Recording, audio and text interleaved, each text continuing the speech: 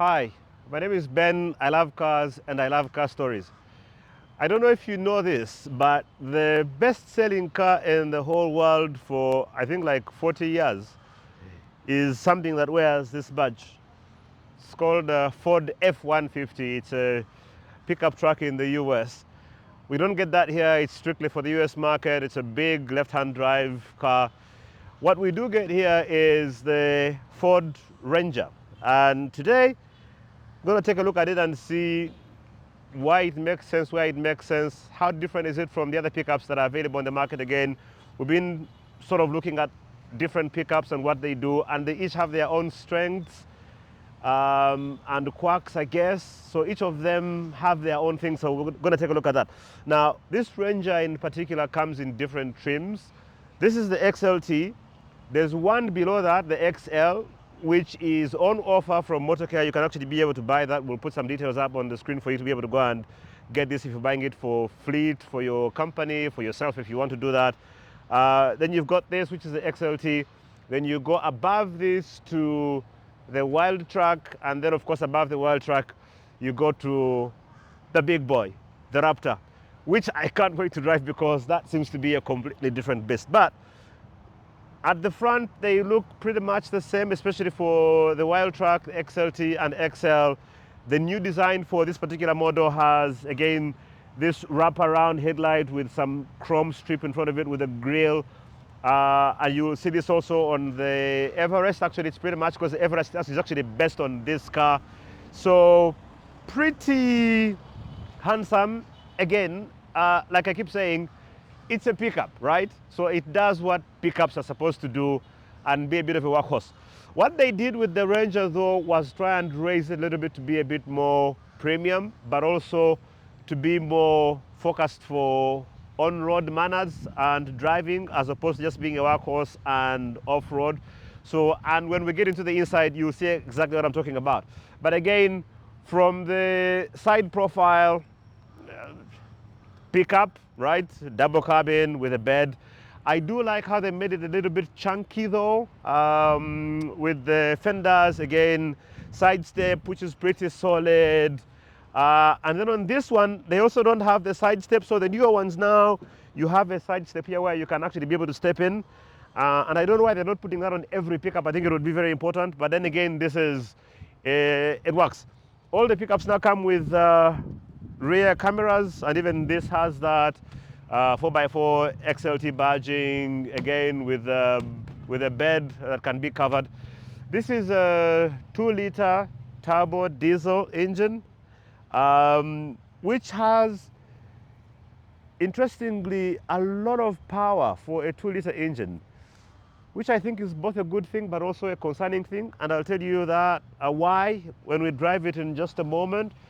But good ride height. It sits on some big tires. These are, let's have a look. These are 16-inch, interestingly, but their profile is 70. So while the rim is smaller than what we tested on the Navara, for example, because this has a 70 profile, that means it's going to be a lot more comfortable when you're driving it on the road. So that's the Ford Ranger. You can get this as an XL or XLT. XL currently on offer.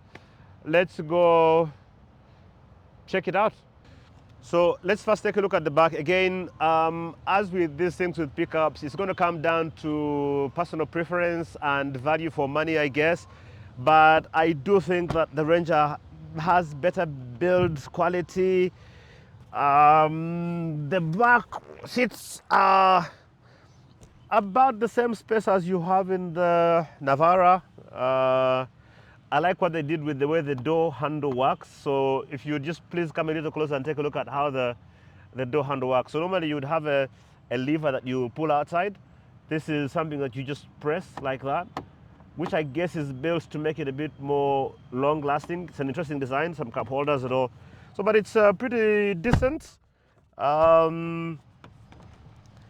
The seats are fabric in this as well, just like the Navara. I'm trying to remember. It feels about the same. Trying to see the comfort level. About the same. The headroom is the same. Again, preference. pick up, it's going to do pick up things. Where this does shine though, and is very different, is when you come to the front. And so we're going to go drive this, and I'll explain to you why I think this is maybe a slight class above the Navara for me. Right, so we're now in the interior of the Ranger, and instantly you can tell that they've made this to be a car that is a bit more lifestyle than workhorse. The seats are very comfortable. I like them. To be honest, I think more comfortable than the Navara. What I really like about this though is the feel. I mean, some really nice soft materials all over the place. I've spoken about the door handles already. Has different modes for the light and what you can do with those. But the really big trick with this car, where they get you, is just the gimmicks and the tricks, including but not limited to the graphics when you start the car. I mean, instantly you can tell that they've gone out of their way to try and make this thing look premium. So big 10-inch screen. There's a smaller display here on the the cockpit that's virtual. All the information that you need, your odometer, it's got your revs, it's got your fuel performance as well. I usually like gauging how the indicator stock sounds to show how premium a car is, and they've done a good job. This has a very flat vertical screen, but it's big enough with wireless Android Auto. Now, for those of you who are villagers and don't know these things very well, basically you put your phone in the car and it picks it up, and then you can be able to use the car radio as your phone. So if you look at this, for example, it's now showing Google Maps, and you can use this in Kampala, so it's really brilliant. It's showing that next media park, my office, is less than 80 minutes away, because that's usually, it will capture my most common destinations. So here, which is both home and an office. What I also like about this interior, what they did, is the fact that they've combined physical buttons with the screen. So if you look down here, you have physical buttons for your HVAC, your ventilation, and also for the radio. But also you can use the touch screen if I need to change those things as well, which I think is really cool. I should also point out that we've driven a whole bunch of cars in the last couple of days or so, but the one thing that has stood out for me on this is how high the fan speed can go. This thing, I think they meant it to be able to blow away people's things. I don't know. Just to demonstrate, it can go up to, I think, 7 speed instantly. You can hear that, right? I'm sure if you, let me turn it off and then turn it on again. It's like a hurricane, like and in the heat. This car was designed primarily for the Australian market, and it's a bit hot down there, a lot hotter than it is in Kampala, and I think they had that at the back of their minds when they were thinking about the AC. And it's stuff like that that usually makes this car stand out. How you adapt them to particular environments and climates in which you are. Again, low range gearbox here, as you can imagine. I don't like its manual mode, to be honest, because no flappy paddle gear shifters on the steering. You only have these two buttons here on the side of the gear shifter, which for a person who drives manual, they are just like, no, either give me this or give me an actual manual. So that I don't like. But it's got your normal hill descent control, traction control, parking sensors, low range gear mode. You can drive it in two-wheel drive. Good storage space here. Again, normal pickup things. Some nice storage, I like that. Oh, some good cup holders on the side here, which can hold, I think, a decent size cup holder, and they look sturdy enough, so they look like they'll be able to last quite long. Usually most cars, I think it's on the Harrier, where these break very, very easily. This looks very solid, like it's going to last a while. Big air vents, like I mentioned. So this is, I think, meant to make sure that you stay very, very cool all the time.